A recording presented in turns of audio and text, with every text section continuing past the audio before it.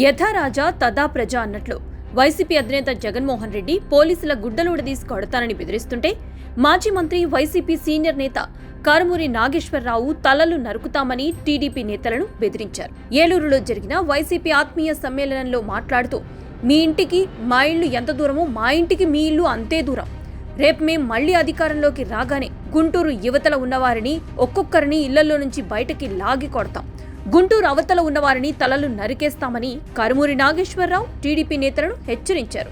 ఆయన వ్యాఖ్యలపై టీడీపీ స్పందిస్తూ జగన్ అహంకారానికి ప్రజలు బుద్ధి చెప్పినా వైసీపీ నేతల్లో అధికార మతం ఇంకా దిగలేదు. వైసీపీ నేర చరిత్రకు కారుమూరి వ్యాఖ్యలే నిదర్శనమని సోషల్ మీడియాలో ఘాటుగా జవాబిచ్చింది. అయితే టీడీపీ తాము అధికారంలో ఉన్నామన్న సంగతి మరిచిపోయింది. అందుకే ఇంకా సోషల్ మీడియాలో జవాబివ్వడం మానలేదని క్యాడర్కి టీడీపీ నాయకత్వానికి చురకలు అంటిస్తున్నారు.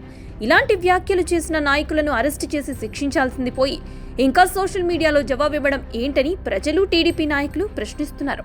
ఇప్పటికే వైసీపీలోని కీలక నాయకులకు వ్యతిరేకంగా పలు కేసులు నమోదైనా ఒక్కరిపై కూడా టీడీపీ ప్రభుత్వం చర్యలు తీసుకున్న పాపాన పోలేదు. టీడీపీ వైఖరి వారికి మరింత ఉత్సాహాన్ని ఇస్తుందనడంలో ఎలాంటి సందేహం లేదు. అందుకే పరాజయం తర్వాత కొన్ని రోజులు సోషల్ మీడియాకి దూరమైన కార్యకర్తలు, నాయకులు ఇప్పుడు మళ్లీ క్రియాశీలకంగా పనిచేస్తున్నారు. ఇది టీడీపీ బలహీనత కాదు.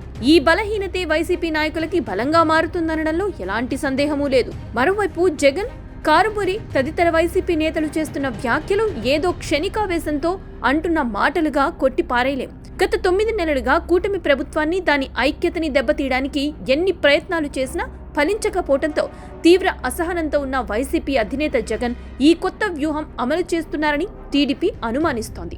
ఈ విధంగా తమ శ్రేణులను రెచ్చగొట్టి దాడులకు పాల్పడేలా చేయగలిగితే పరస్పర దాడులతో రాష్ట్రంలో శాంతి భద్రతలు క్షీణిస్తాయని, అప్పుడు కేంద్రం జోక్యం చేసుకుని ఏపీలో రాష్ట్రపతి పాలన విధించాలని కోరవచ్చని, మళ్లీ ఢిల్లీలో దీక్షకు కూర్చుని చంద్రబాబు నాయుడు రాక్షస పాలన చేస్తున్నారని జాతీయ స్థాయిలో దుష్ప్రచారం చేయవచ్చని జగన్ వ్యూహం అయ్యుండవచ్చని టీడీపీ అనుమానిస్తోంది.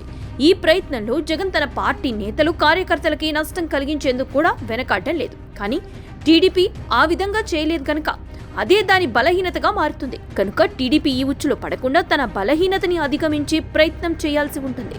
ఇప్పటికైనా హద్దు మీరుతున్న నాయకులను, సోషల్ మీడియా కార్యకర్తలను చట్ట ప్రకారం శిక్షించాలని ప్రజలు, టీడీపీ కార్యకర్తలు కోరుతున్నారు.